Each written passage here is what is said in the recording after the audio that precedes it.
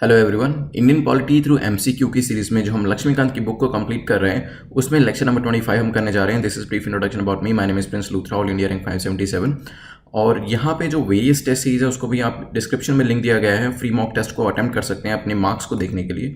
और ये जो एमसीक्यूज हम डिस्कस करते हैं आपको वेरियस एग्जाम्स में हेल्प करते हैं, आप जानते ही हैं। और इन एमसीक्यूज को आप नेटमॉक की एप्लीकेशन के ऊपर भी मल्टीपल टाइम प्रैक्टिस कर सकते हैं। जो मार्किंग स्कीम है वो हमारी कुछ इस तरीके से रहती है। अगर 8 to 10 एमसीक्यूज करेक्ट होते हैं तो उसे एक्सलेंट परफॉर्मेंस माना जाता है, और 6 से 7 एमसीक्यूज ठीक होते हैं तो गुड परफॉर्मेंस माना जाता है। और ये आपका सेफ जोन में आता है बिकॉज यहाँ पे मोर देन इक्वल टू आप 60% स्कोर कर रहे होते हैं, और इसी वजह से प्रीलिम्स के क्रैक होने के चांसेस काफ़ी ज़्यादा होते हैं। 40 to 55% वाला फिर ब्रैकेट आता है जो कि हमारा थर्ड ब्रैकेट है। यहाँ पे इसे डेंजर जोन कहा जाता है बिकॉज अनसर्टेनिटी यहाँ बनी रहती है कि एग्जाम क्रैक होगा या नहीं होगा। और less than equal to 3 MCQs में तो चांसेस काफ़ी कम होते हैं, और इस नीचे के जोन को हम डेंजर जोन कहते हैं। और यहाँ पर एग्जाम क्रैक होने के चांसेस कम होते हैं। इसी वजह से कोशिश करिए कि आप अपर 2 ब्रैकेट्स में आइए, और कमेंट सेक्शन में मार्क्स जरूर लिख दीजिएगा ताकि बाद में देख सके कि इंप्रूवमेंट कैसे होता है। पहले क्वेश्चन पे चलते हैं आज की। First question is about statutory grant. Statutory grant के ऊपर 3 स्टेटमेंट्स दी गई हैं और हमें बताना है कि कौन सी स्टेटमेंट करेक्ट है। पहली स्टेटमेंट कहती है article 275 empowers parliament to provide grants to every state. तो आर्टिकल 275 क्या कहता है? आर्टिकल 275 कहता है कि पार्लियामेंट के पास पावर है और वो चाहे तो एवरी स्टेट को वो ग्रांट जो है वो दे सकती है। Second, constitution provides for specific grants for promoting the welfare of the scheduled tribes in a state. Constitution कहता है कि स्पेसिफिक ग्रांट जो होता है वो आपको देना होता है किस चीज़ के लिए? For the welfare of scheduled tribes जो कि स्टेट में रहती हैं। ये भी हो सकता है these grants are given on the recommendation of president of India. और ये जो ग्रांट होते हैं वो प्रेसिडेंट ऑफ इंडिया जो होते हैं वो रेकमेंड करते हैं और तभी दिए जाते हैं। सोचिए क्या आंसर होगा, फिर डिस्कस करते हैं। चलिए देखिए, पहली स्टेटमेंट जो है आर्टिकल 275 एम्पावर तो करता है पार्लियामेंट को, लेकिन यहाँ पे सभी स्टेट्स को ग्रांट देने की बात नहीं करी जाती। उन्हीं स्टेट्स को ग्रांट्स देने की बात करी जाती है which are in the need of finances. जिनको फाइनेंशियल नीड है उन्हीं को ही यहाँ पर ये जो ग्रांट्स हैं दिए जाते हैं। तो पहली स्टेटमेंट गलत हो जाती है क्योंकि एवरी स्टेट जो होता है वो इसमें कवर नहीं होता है। अब बात करते हैं तीसरी स्टेटमेंट की। थर्ड स्टेटमेंट कहती है कि प्रेसिडेंट ऑफ इंडिया जो है वो रेकमेंड करते हैं, but this is not recommended by president of India, rather ये जो अनुदान होता है, जो ग्रांट होता है, it is recommended by finance commission. तो यहाँ पे थर्ड स्टेटमेंट भी हमारी गलत हो जाती है। अब आते हैं सेकंड स्टेटमेंट पे। कॉन्स्टिट्यूशन प्रोवाइड करता है कि स्पेसिफिक ग्रांट जो है वो देते हैं किसके लिए? For the welfare of scheduled tribes in a state. ये स्टेटमेंट बिल्कुल ठीक है। सेकंड हमारा जो है वो करेक्ट स्टेटमेंट होने की वजह से आंसर हमारा ए हो जाएगा। चलते हैं नेक्स्ट क्वेश्चन के ऊपर, which is question number second. Discretionary grant की बात कर रहा है। पूछा गया कि इसमें से कौन सी स्टेटमेंट डिस्क्रेशनरी ग्रांट के बारे में सही है, कौन सा कथन डिस्क्रेशनरी ग्रांट के बारे में सही है। पहला कहता है these grants are given under article 276। ये जो ग्रांट्स होते हैं आर्टिकल 276 के अंदर दिए जाते हैं। हो सकता है there is no obligation of the centre to give this grant. कोई ऐसा ऑब्लिगेशन नहीं है सेंटर के ऊपर कि उसको ये ग्रांट देना ही है, तो मे बी उसकी डिस्क्रिप्शन हो सकती है, मर्जी हो सकती है। Next, these grants are provided to assist states in achieving their plan targets. ये जो ग्रांट्स दिए जाते हैं किसको? स्टेट्स को असिस्ट करने के लिए दिए जाते हैं ताकि जो उनके टारगेट्स होते हैं जो उन्होंने प्लान करके रखे हुए हैं वो उसको अचीव कर सकें। ये भी हो सकता है। सोचिए क्या आंसर होगा। चलिए देखिए, डिस्क्रेशनरी ग्रांट, डिस्क्रेशन का मतलब ये होता है कि आप अपने विवेक को यूज़ करिए, आप अपनी मर्जी के हिसाब से कर सकते हैं, और मर्जी भी किसी न किसी लॉजिक और रैशनल के बेसिस पे डिपेंड करती है। तो यहाँ पे जो सेकंड स्टेटमेंट है काफ़ी कॉमन सेंसिकल है क्योंकि यहाँ पे कोई ऑब्लिगेशन नहीं होती है कि सेंटर को ये ग्रांट देने ही देने हैं, रादर वो अपने डिस्क्रेशन को यूज़ कर सकते हैं, अपने विवेक को यूज़ कर सकते हैं कि ये जो पर्टिकुलर ग्रांट है देना चाहिए या नहीं देना चाहिए। इसी वजह से सेकंड स्टेटमेंट आपकी करेक्ट हो जाती है। थर्ड पे आते हैं, these grants are provided to assist states. Yes, discretionary grant जो होते हैं वो स्टेट्स को हेल्प करने के लिए दिए जाते हैं ताकि जो उनके प्लान टारगेट्स हैं, मान लीजिए कि एक स्टेट ने 500 करोड़ जो था एक टारगेट बनाया किसी वेलफेयर स्कीम के लिए और वहां पे उनको पैसों की थोड़ी जरूरत पड़ रही है, तो उस केस के अंदर डिस्क्रेशनरी ग्रांट को यूज करके वो पैसा जो है वो प्रोवाइड किया जाता है सेंट्रल गवर्नमेंट के द्वारा स्टेट्स को। अब बात करते हैं पहली स्टेटमेंट की जहाँ पे आर्टिकल के बारे में पूछा गया था। तो ये आर्टिकल 276 में नहीं आता है जो डिस्क्रेशनरी ग्रांट्स होते हैं, रादर 282 के अंदर इसको कवर किया जाता है। तो आर्टिकल 282 जो है वो डिस्क्रेशनरी ग्रांट के बारे में बात करता है। हमारा जो यहाँ पे आंसर होगा वो हो जाएगा डी। चलते हैं नेक्स्ट क्वेश्चन के ऊपर, विच इज क्वेश्चन नंबर 3। पूछ रहा है which of the following statement is और are correct about finance commission. Finance commission के बारे में 3 स्टेटमेंट दी गई हैं और पूछा है कि इसमें से कौन सी स्टेटमेंट सही है। पहली कहती है it is a quasi judicial body. ये क्वाजी जुडिशियल बॉडी है, हो सकता है। It is constituted by president, इसे प्रेसिडेंट कॉन्स्टिट्यूट करते हैं, ये भी हो सकता है। The constitution is done every 5th year only. जो कॉन्स्टिट्यूशन होता है वो हर 5वें साल ही होता है। सोचिए क्या आंसर होगा, फिर डिस्कस करते हैं। चलिए, तो यहाँ पे पहली स्टेटमेंट जो है वो है it is a quasi judicial body, semi judicial body भी इसको कह सकते हैं। तो पहली स्टेटमेंट ठीक है, ये क्वाज़ी जुडिशियल बॉडी है। अब देखिए आपने ये जो शब्द होगा, ये जो टर्मिनोलॉजी होगी quasi judicial body, quasi judicial, ये बहुत बार सुना होगा, बट इसका मतलब क्या है ये आप मेरे को कॉमेंट सेक्शन में बताइएगा। बहुत जगह आपने सुना होगा क्वाज़ी जुडिशियल है, सेमी जुडिशियल है, बट इसका मीनिंग आपको जरूर पता होना चाहिए। तो यहाँ पे पहली जो स्टेटमेंट है करेक्ट तो है, लेकिन इसका मतलब क्या है क्वाज़ी जुडिशियल का, ये आप मुझे कॉमेंट सेक्शन में जरूर बताइएगा। Second, it is constituted by president. देखिए जो फाइनेंस कमीशन होती है वो प्रेसिडेंट जो हमारे होते हैं वो usually every 5th year constitute करते हैं, लेकिन अगर सिचुएशन डिमांड करती है तो इसे 5वें साल से पहले भी बनाया जा सकता है। मान लीजिए तीसरे साल में कोई ऐसी सिचुएशन अराइज हो गई जहाँ पे फाइनेंस कमीशन बनाने की हमें जरूरत पड़ गई, तो वहाँ पर प्रेसिडेंट जो है वो कॉन्स्टिट्यूट कर सकते हैं, इवन तीसरे साल के बाद भी, दूसरे साल के बाद भी, चौथे साल के बाद भी, अगर सिचुएशन डिमांड करती है तो सेकंड स्टेटमेंट आपकी ठीक है। कौन कॉन्स्टिट्यूट करता है इसे प्रेसिडेंट कॉन्स्टिट्यूट करते हैं। बट जो थर्ड स्टेटमेंट हमारी है वो गलत है, उसमें ये कहा गया है कि ये सिर्फ 5वें साल के बाद ही बनाई जा सकती है, हर 5वें साल में ही बनाई जा सकती है। तो ये स्टेटमेंट गलत है क्योंकि ये उससे पहले भी बनाई जा सकती है। आंसर हमारा हो जाएगा डी। चलते हैं next question which is question number 4। Question number 4 जो है वो अगेन फाइनेंस कमीशन के बारे में बात कर रहा है और पूछ रहा है कि which of the following recommendations जो होती हैं वो फाइनेंस कमीशन देती है। 2 रिकमेंडेशन दी गई हैं, 1 बाय 1 रीड करेंगे, फिर देखेंगे इसमें से कौन सी रिकमेंडेशन फाइनेंस कमीशन देती है। पहला, distribution of net proceeds of taxes to be shared between centre and state.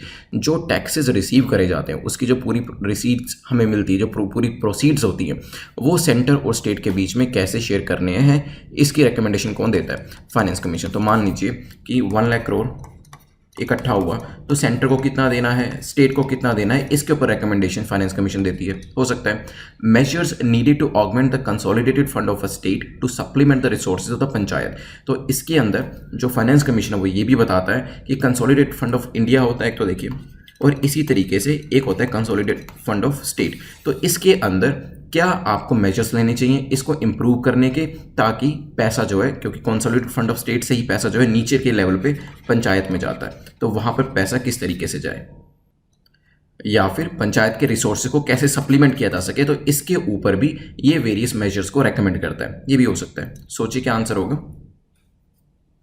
चलिए देखिए, काफी कॉमन सेंसिकल सा क्वेश्चन था, लेकिन आपको ये चीज़ें पता होनी चाहिए कि कंसोलिडेटेड फंड ऑफ स्टेट में से क्वेश्चन ऐसे भी आ सकता है कि पंचायत के फंड को ऑगमेंट करने के लिए पैसा कहाँ से आता है, तो कंसोलिडेटेड फंड ऑफ स्टेट्स में से ऐसे कुछ मेजर्स जो होते हैं वो फाइनेंस कमीशन रेकमेंड करता है, ताकि पंचायत के जो रिसोर्सेज होते हैं उसको सप्लीमेंट किया जा सके।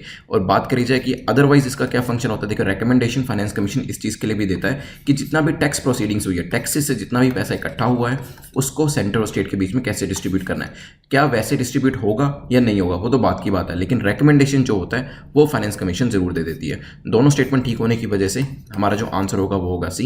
चलते हैं next question which is question number 5। पूछा गया क्वेश्चन में which of the following bill या bills can be introduced in parliament on the recommendation of president to protect the interest of state. तो कौन से ऐसे बिल या बिल होते हैं जो कि कहां पे इंट्रोड्यूस करे जाते हैं? पार्लियामेंट में। किसकी रिकमेंडेशन पे?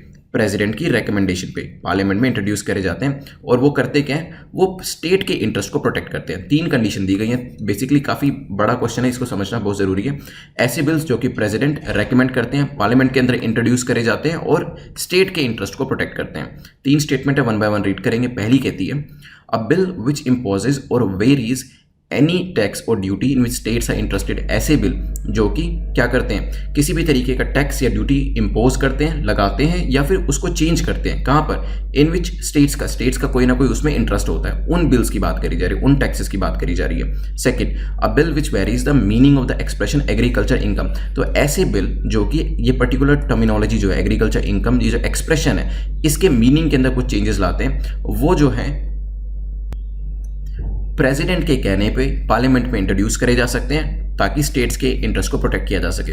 हो सकता है। थर्ड बात करिए, अ bill which imposes any surcharge और एनी स्पेसिफाइड टैक्स और duty for the purpose of the centre. अगर सेंटर के लिए कोई भी ऐसा पर्टिकुलर बिल इंट्रोड्यूस किया गया जिसमें सरचार्ज की बात करी है, स्पेसिफिक टैक्सेस की बात करी है, जिसको प्रेसिडेंट रेकमेंड कर रहा है और पार्लियामेंट के अंदर इंट्रोड्यूस किया जा रहा है, किसके इंटरेस्ट को बचाने के लिए? स्टेट के इंटरेस्ट को बचाने के लिए। वो भी हो सकता है। देखिए काफ़ी कॉम्प्लिकेटेड सा क्वेश्चन है, बट रीड करिए, रीड करिए वंस ट्वाइस और फिर इसको आंसर करने की कोशिश करिए। चलिए डिस्कस करते हैं। देखिए जो तीनों ही बिल है, इसमें पहले तो मैं आपको आंसर बताऊं, तीनों ही हमारे करेक्ट है, आंसर ए हो जाएगा। तीनों ही जो बिल है, पहला जो बिल था जो कि क्या कर रहा था, टैक्सेस या ड्यूटी को इम्पोज कर रहा था या चेंज कर रहा था, जिसमें स्टेट्स का इंटरेस्ट था। दूसरा बिल जो था, जो एग्रीकल्चर इनकम की जो एक्सप्रेशन है, इसको कुछ इसमें बदलाव ला रहा था। तीसरा बिल था जो कि सरचार्ज की बात कर रहा था। ये तीनों ही बिल ऐसे हैं जिसमें प्रेसिडेंट जो है अपनी रिकमेंडेशन देते हैं पार्लियामेंट में इंट्रोड्यूस करने के लिए, और जो कि स्टेट के इंटरेस्ट को प्रोटेक्ट करते हैं। तो हमारा जो आंसर होगा वो होगा ए। चलते हैं नेक्स्ट क्वेश्चन के ऊपर। नेक्स्ट क्वेश्चन नंबर 6 बात करता है which of the following statement is और are correct about exemption from taxation. तो इसमें एग्जम्पशन फ्रॉम टैक्सेशन जो टर्मिनोलॉजी है, जो एक्सप्रेशन है, उसके बारे में कौन सी स्टेटमेंट करेक्ट है। पहली कहती है the property of centre is exempted from all taxes imposed by state. जो सेंटर की प्रॉपर्टी होती है वो सभी तरीके के टैक्सेस उस पर एग्जम्प्ट होते हैं जो कि स्टेट के द्वारा लगाए जाते हैं। हो सकता है द कॉर्पोरेशन और the companies created by central government are immune from state taxation और लोकल टैक्सेशन। अगर किसी भी तरीके की कंपनी या किसी भी तरीके की कॉर्पोरेशन सेंट्रल गवर्नमेंट ने बनाई है तो उस पर भी किसी भी तरीके का टैक्स जो है, स्टेट टैक्स हो या लोकल टैक्स हो, वो नहीं लगता है। सोचिए क्या आंसर होगा। चलिए देखिए, अगर प्रॉपर्टी की बात करें सेंटर की, अब यहाँ पे दो चीज़ों की बात करी गई है, सेंटर की प्रॉपर्टी और सेकेंड है ऐसी कॉर्पोरेशन या कंपनीज जो कि सेंटर ने बनाई है। देखिए जो सेंटर की प्रॉपर्टी होती है वो तो एग्जम्प्ट होती है, वहाँ पे जो स्टेट है अपने टैक्सेस को इम्पोज नहीं कर सकता। लेकिन अगर हम किसी कंपनी की बात करें या कॉर्पोरेशन की बात करें जिसे सेंट्रल गवर्नमेंट ने क्रिएट किया, वो इम्यून नहीं होती है टैक्सेस से। उसके ऊपर taxation, local taxation as well as state के टैक्सेशन लगाए जा सकते हैं। इवन प्रॉपर्टी के ऊपर भी टैक्सेशन लगाए जा सकते हैं अगर पार्लियामेंट ऐसा डिसाइड करती है। तो यूजुअली जो हम प्रैक्टिस फॉलो करते हैं वो ये है कि जो सेंटर की प्रॉपर्टी होती है स्टेट के अंदर, उस पर टैक्सेस नहीं लगाए जाते। लेकिन अगर पार्लियामेंट चाहे तो इस पर्टिकुलर एम्पावरमेंट को खत्म कर सकती है, इस बैन को रिमूव कर सकती है।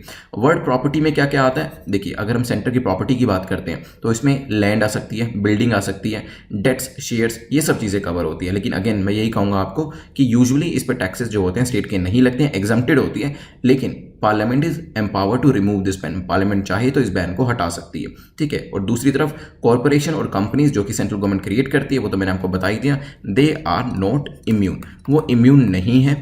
इट मीन्स उन पे टैक्सेस जो है वो लगाए जा सकते हैं।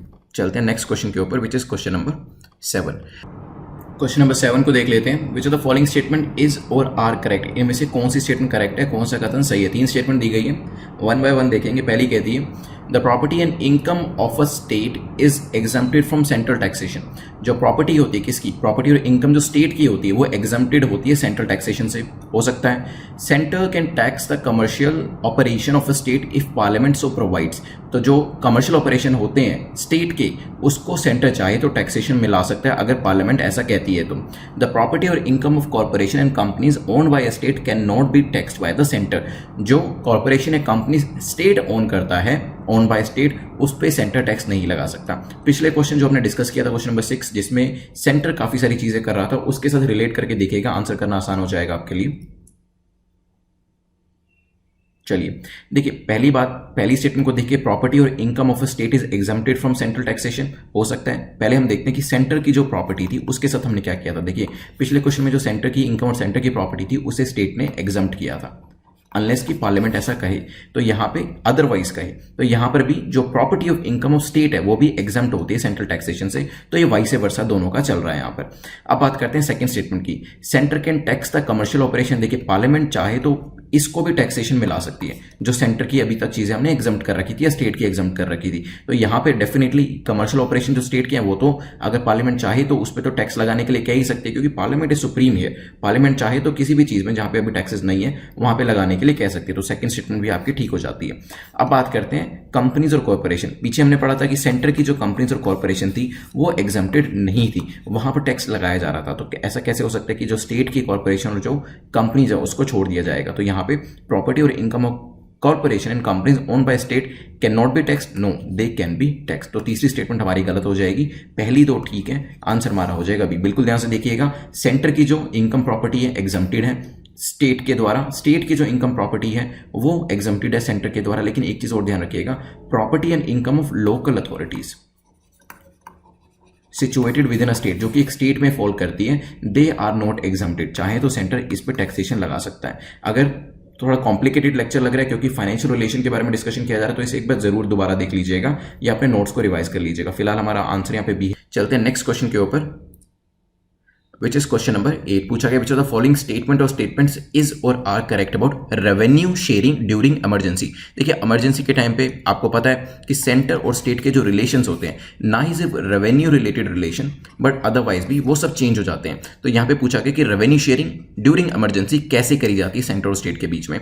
तो यहाँ पे 3 स्टेटमेंट दी गई हैं, आपको बताना है कि कौन सी करेक्ट है। पहली कहती है prime minister can modify the distribution of revenues between centre and state during emergency. Emergency के टाइम पर सेंटर और स्टेट के बीच में जो रेवेन्यू शेयरिंग का डिस्ट्रीब्यूशन होता है उसको प्राइम मिनिस्टर मॉडिफाई कर सकते हैं। Second, the revenue can either be reduced or cancelled from the centre to state. तो रेवेन्यू जो सेंटर स्टेट को दे रहा है या वो तो बिल्कुल कैंसिल कर सकते हैं या उसे रिड्यूस कर सकते हैं, कम कर सकते हैं, ये भी हो सकता है। The modification last till the end of the financial year in which the emergency ceases to operate. ये जो मॉडिफिकेशन किए जाते हैं, मान लीजिए सेंटर स्टेट को पहले 100 करोड़ दे रहा था लेकिन अब रिड्यूस करके फाइनेंशियल ये जो रेवेन्यू शेयरिंग चेंजेस की वजह से इमरजेंसी के टाइम में 100 करोड़ को कम करके 20 करोड़ कर दिया।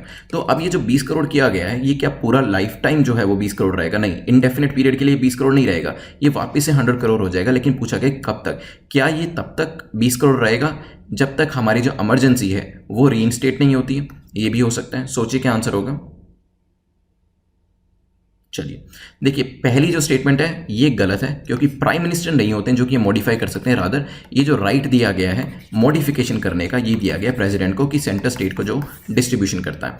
Then revenue can either be reduced, बिल्कुल कॉमन सेंसिकल स्टेटमेंट है। अगर इमरजेंसी लगी हुई है, रेवेन्यू शेयरिंग रिलेशन भी चेंज हो रहे हैं, तो सेंटर जो है वो पैसे को कम भी कर सकता है और खत्म भी कर सकता है।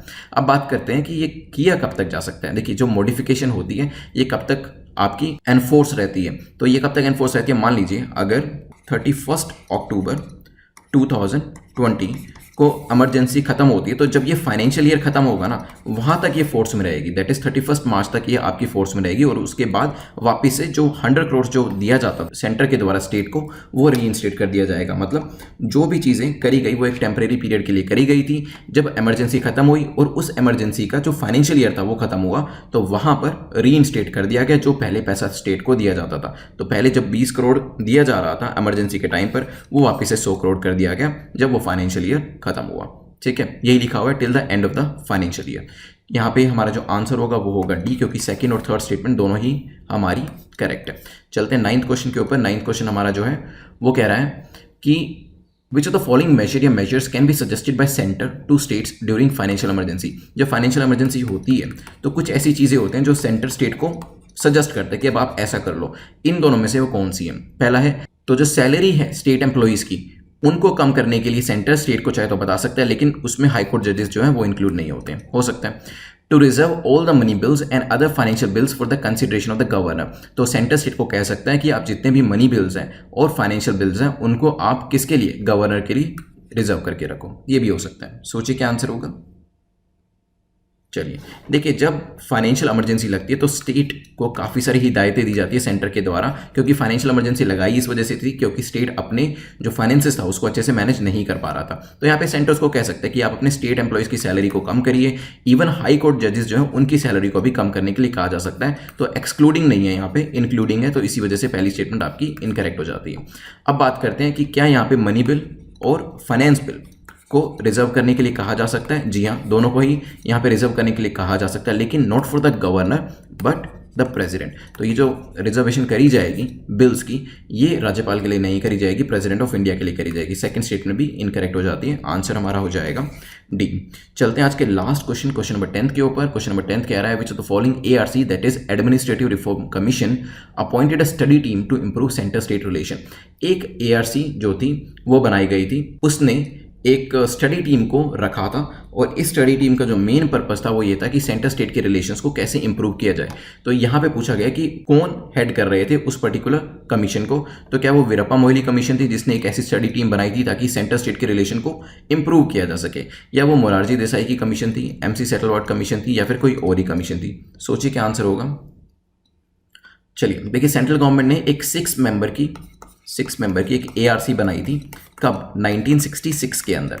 और इसको चेयरमैन कौन कर रहे थे? इसके चेयरमैन थे मोरारजी देसाई, इसलिए मोरारजी देसाई कमीशन आप कह सकते हैं। तो इस एडमिनिस्ट्रेटिव रिफॉर्म कमीशन को काम दिया गया था कि आप देखिए कि कैसे सेंटर स्टेट जो रिलेशंस हैं इसको आप एक तरीके से एग्जामिन करिए, एनालाइज करिए। इस वजह से मोरारजी देसाई कमीशन जो 6 मेंबर्स की हमारी एडमिनिस्ट्रेटिव रिफॉर्म कमीशन थी, इसने एक स्टडी टीम बनाई उस स्टडी टीम को हेड कौन कर रहे थे? उस स्टडी टीम को हेड कर रहे थे MC सेटलवाड, ठीक है। बट हमारा जो आंसर होगा क्या पूछा है? Which of the following ARC का नाम पूछा है, तो आंसर तो हमारा यहाँ पे B हो जाएगा। लेकिन अगर पूछा जाता है कि स्टडी टीम को हेड कौन कर रहे थे, तो हमारा आंसर C हो जाता। तो MC सेटलवाड जो थे वो इस टीम को हेड कर रहे थे और इस टीम ने एनालाइज किया कि कहाँ पर सेंटर को और स्टेट को पास में आना चाहिए और कहाँ पे उन दोनों की जो रिलेशन है उसको इंप्रूव किया जा सकता है। 1969 में इन्होंने अपनी जो रिपोर्ट थी उसको सबमिट किया, जिसमें 22 रिकमेंडेशंस जो थी वो सजेस्ट करी गई कि इन 22 तरीकों से सेंटर स्टेट के रिलेशन को इंप्रूव किया जा सकता है। But for the time being आपको याद क्या करना है कि कौन सी एडमिनिस्ट्रेटिव रिफॉर्म कमीशन थी? 1966 में मोरारजी देसाई हेड कर रहे थे इस